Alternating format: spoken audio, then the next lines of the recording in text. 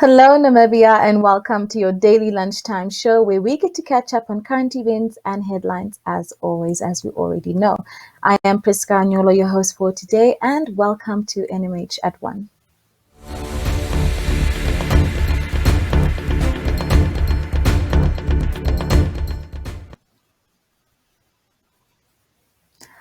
Alrighty, let's get the show on the road. Do stay tuned for video news from Okahandja, Otjiwarongo, Windhoek and Walvis Bay. Wednesday and Thursday, our daily holiday giveaway discount vouchers, which are worth 1,000 Namibian dollars, were not utilized by viewers. So if you want to know how to win, do please listen up. You need to answer the question that is displaying on your Facebook screen at the very moment. Today's question goes as follows, and it is on Namibia's wildlife. Which of the big five have you already seen in person? I'll repeat, which of the big five have you already seen in person? At 5 p.m. this afternoon, we will draw a winner from the entries. You can redeem your voucher by attending the Namibia Tourism Expo in November this year. And do watch the press for more details. Moving on to our COVID-19 monitor news. Namibia has in general been seeing a decrease in cases of COVID-19. Last Friday, we showed you the same data as in today's COVID-19 monitor. The daily average of new cases per week since local onset keeps on declining, but in some locations there is an upturn. On the map, towns are shown where 2 or more cases were reported daily over the last 7 days. Walvis Bay's daily average increased slightly from 10 to 11. Numbers also increased in the following towns. Rehoboth and Rundu now has a daily average of 6 new cases, Okahandja 5, Mariental 3, and 2 cases per day in Tsumeb. Windhoek's average has decreased to 103 cases per day, Swakopmund to 7, Keetmanshoop to 5, and Oshakati and Otjiwarongo to 2 cases per day. Averages for Katima Mulilo and Gobabis remained at 2 per day. Averages for Inanna and Onanjokwe decreased to below 2 cases per day. Do please keep in mind that this afternoon at 3 p.m., President Hage Geingob will address Namibia on government's COVID-19 regulations and the current curfew in our country. Please do stay tuned for more information and more news along the way. We're going to go for a quick ad break and I'll be right back.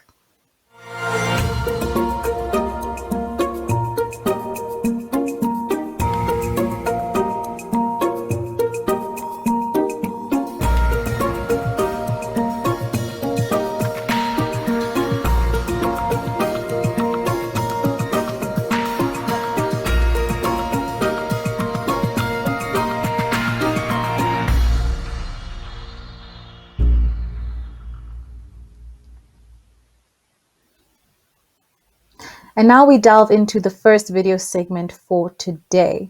A showdown over illegal land occupation at Okahandja is set to be heard by the High Court in Windhoek today. Journalist Ogeto Craig spoke to activist Johannes Qaseb, I do hope I'm pronouncing that right, and if I'm not, I do apologize, of the Promised Land Community Organization. With Qaseb is Alphonse Shombe and his wife, Tuznelda Hamasis. Do take a look. Afternoon, Namibia. I am Johannes Qaseb, ambassador and activist from the Promised Land movement in Okahandja. This is Ambassador Grandpa Alphonse. His wife is here. We are coming to you from Promised Land Okunte number 1 and 2, where the court order has been put to remove these people. You can see the elderly people, they have nowhere to go, but the current governor has decided they're going to remove these people by forcefully with a court order. This is a place where the current governor and the constituent councillor, which we have on video, have promised the people they're going to protect them and build a proper shack. So we're going to, the old shack is there. This is a shack that I have, as an activist, as a human being, have built for themselves from my own funds for the purpose of dignifying our people, and they are grateful for this. What's happening on Friday? Friday there is a high court case whereby the Promised Land and the Okahandja land grabbers will defend the minister's application to have them removed from this property of the town council. We understand this property that we are standing here has been sold by the corrupt town councillors and the CEO. We have evidence there too. We'll provide to the media. Thank you very much.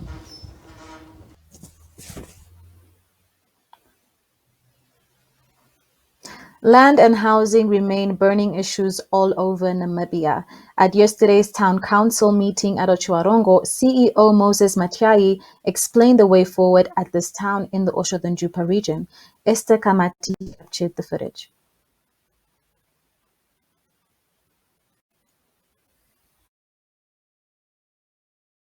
There used to be a policy before I left on informal settlement, and there used to be a process of informal settlement application, because that's what we said. Usually, when we are doing our informal settlement allocation, there was already a pre-planned informal settlement that is pegged and measured by us and paid by us, and people can come and apply, and then they are allocated. But because we stopped somewhere, somehow in that line, we could not allocate. People started just, graving. And as demand started surpassing our supply, we then started looking at a more formal way of planning.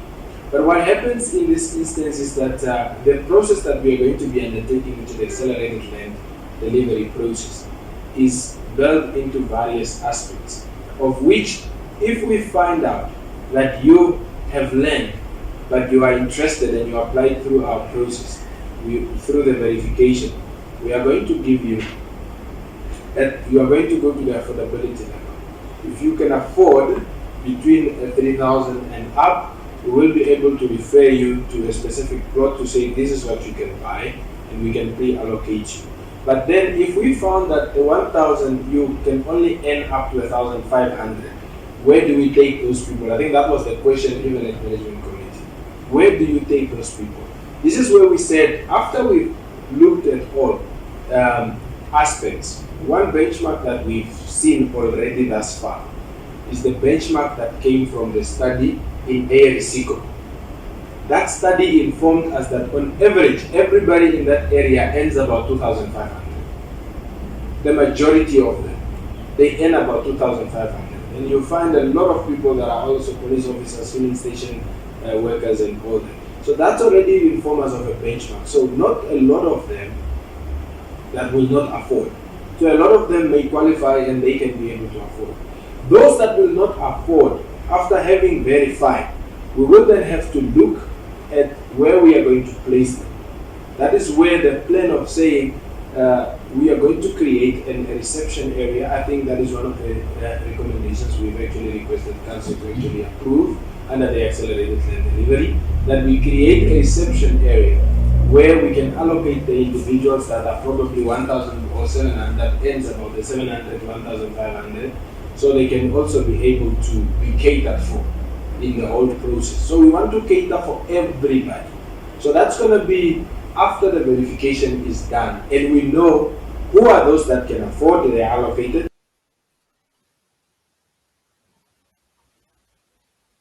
2020 is for many people the toughest times that they have ever experienced. Let us reach out to our fellow Namibian citizens. Yesterday was World Suicide Prevention Day, and clinical psychologist Edwina Mensah Hasselman spoke to Denver Kisting about the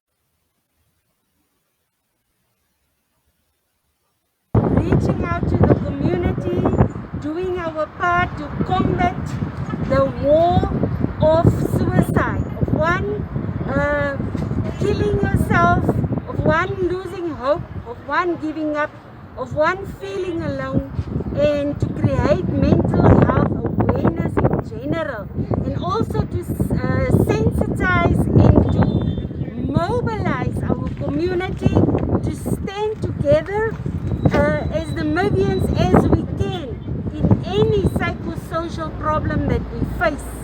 So we are very, very serious about it. Some people say it's manipulation, it's emotional blackmail, it's idle threats. But in mental health, especially as psychologists, we take it very, very, very serious. so much that we are out here today in the streets of Windhoek. There's also a station in town in front of the Deep Marine Namibia building, who is a great stakeholder and has sponsored a lot of the material today, bringing out masks. We as health workers, even as mental health workers, we are also here to empower our communities to take care of themselves physically in terms of COVID-19, but also mentally.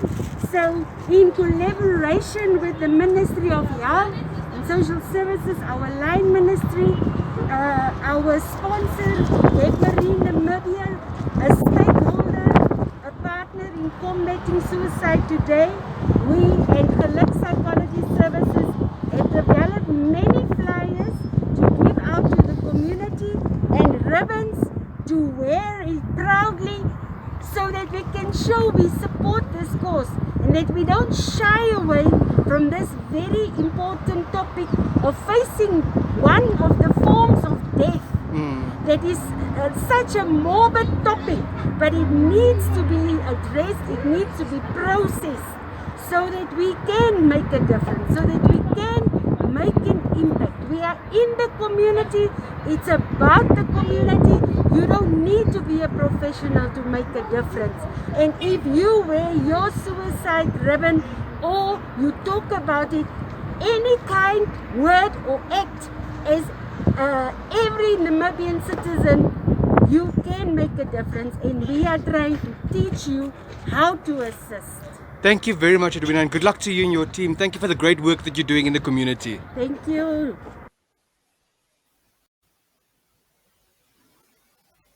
So the video that you just watched highlights how 2020 is and was for many people the toughest times that they have ever experienced in their life, as I've already said. And that is why the lady in the video is pleading for everyone else to help our fellow Namibian citizens. And yesterday was World Suicide Prevention Day, and that the lady that I'm about is the clinical psychologist called Edwina Mensa Hasselman, and she's the one who spoke to Denver Kisting about the significance of the day.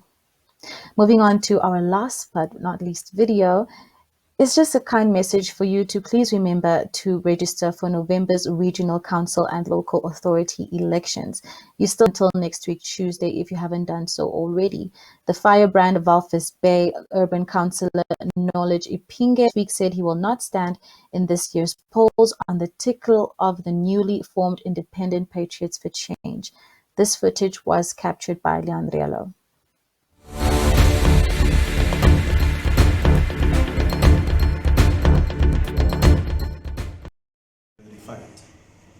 I never had the backing of Dr. Itula.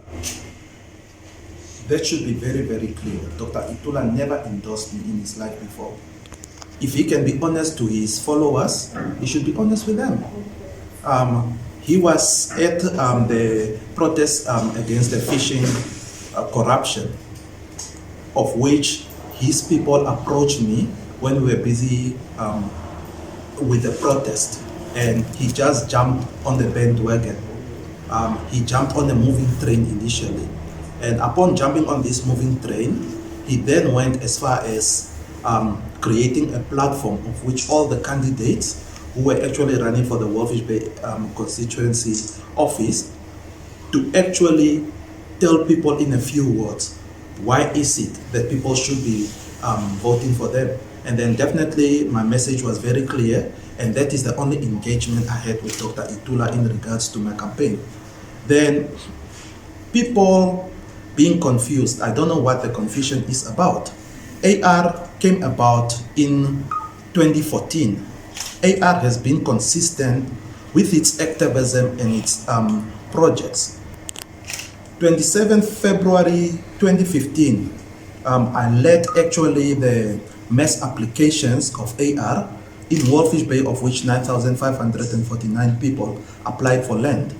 Some of these people are the beneficiary of the Massive Urban Land Servicing Program houses. That is why you see I am speaking on this matter, is because I'm directly attached to this program. Having sat on the technical committee of the Massive Urban Land Servicing Program, in 2015 and 2016. This is where I'm drawing actually this from. And coming back definitely to my IC candidacy, I've been standing as an independent candidate for the regional council elections because AR doesn't have any interest in the regional council elections. AR only registered for the local authority elections. Now, having registered only for the local authority elections, where does knowledge come into play there? Nowhere. I'm a regional councillor. So definitely I'm standing as an independent. If AR see the need to campaign with me, by all means they are welcome to campaign with me. If PDM see the need to campaign with me, by all means they are welcome. If LPM see that, they are welcome. But then IPC has made it very clear that their constitution is saying they don't support independent candidates, which to me is hypocrisy. Hypocrisy in a sense to say you cannot have gained popularity through being an independent candidate, and now that you formed your own party, you are then saying you don't allow independent candidates. So meaning SWAPO was right the time that they didn't want Dr. Itula to run as an independent candidate. Why did he then have a problem with that? And then he starts a party and then want to filter people. That's clear hypocrisy right there. And he should be consistent with what he does. Just now, during his election campaign, he was speaking about people getting airbags for 1,000 Namibian dollars. Let's get to Wolfish Bay. It can never be correct. You can never give a plot in Wolfish Bay for 1,000 Namibian dollars because in Wolfish Bay, you need to stabilize the ground. Already that cost of just stabilizing ground in Wolfish Bay won't allow someone to get an 1,000 Namibian dollars. At the same time, you need to flatten dunes. That cost on its own doesn't allow that. I've not even spoken about laying the electricity. I've not speaking about the water. So when we speak these things, we should be able to discern what someone is saying and hold them accountable. And to me, consistency is very, very key. If I say something today, come back to me after a year and ask me what I'm saying. That's why I'm still an independent candidate. I've been an independent candidate, and I will continue being an independent candidate. Because to me, party politics is not the way to go. I will work with political parties who share the same ideology with me, but I'm not interested in joining any political party. Let it be very clear.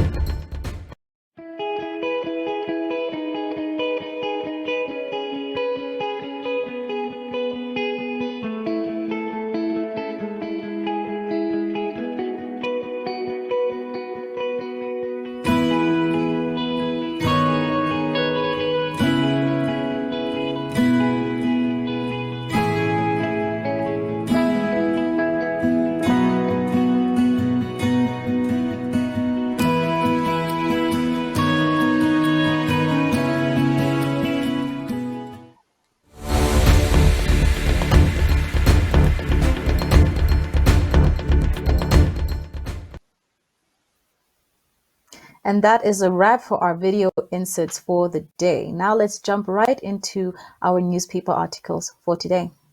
Leading Namibia's print news today, the Namibian Sun reports that independent candidate Knowledge Ipinge is discussing the possibility of a coalition with opposition parties in Walvis Bay. Ipinge also took Dr. Panduleni Itula to task about his apparent new cold shoulder for independence. Republican reports on the Namibia Statistic Agency's latest COVID-19 business survey, while a grandmother from Rehoboth shares the sad yet inspiring story of her daughter, aged 26, death due to the coronavirus. Allgemeine Zeitung leans with the Namibian police's reaction to allegations of unnecessary violence and human rights abuses by its members. The Namibian goes into the details of Icelandic company. Sorry about that, just give me a second.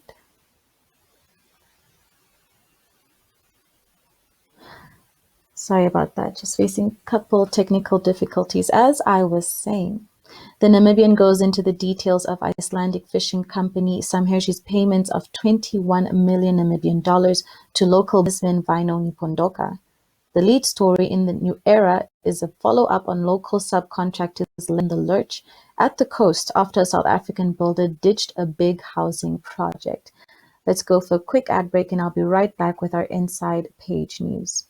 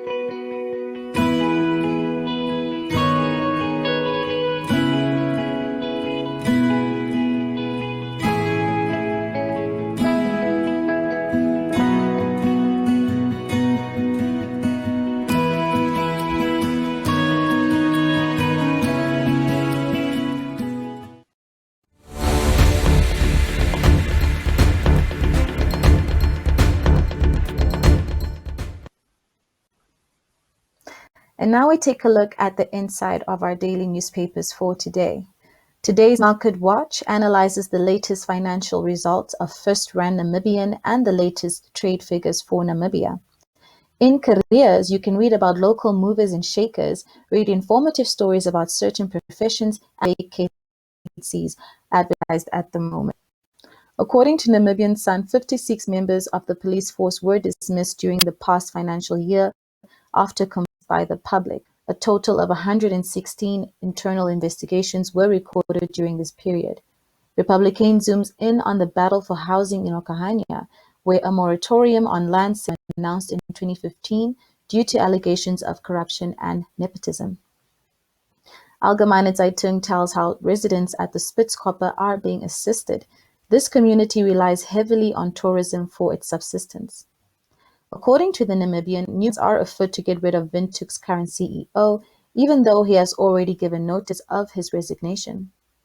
New Era reports that government's dialysis facilities at Rundu has been out of order for 3 months, causing exasperation amongst affected patients. And on that note, NMH at 1 wishes everyone a restful and safe weekend ahead. And we're going to play out a preview for the weather up until Sunday. I've been your host, Priska Nyolo, and thank you so much for joining us once again on NMH at 1. Goodbye.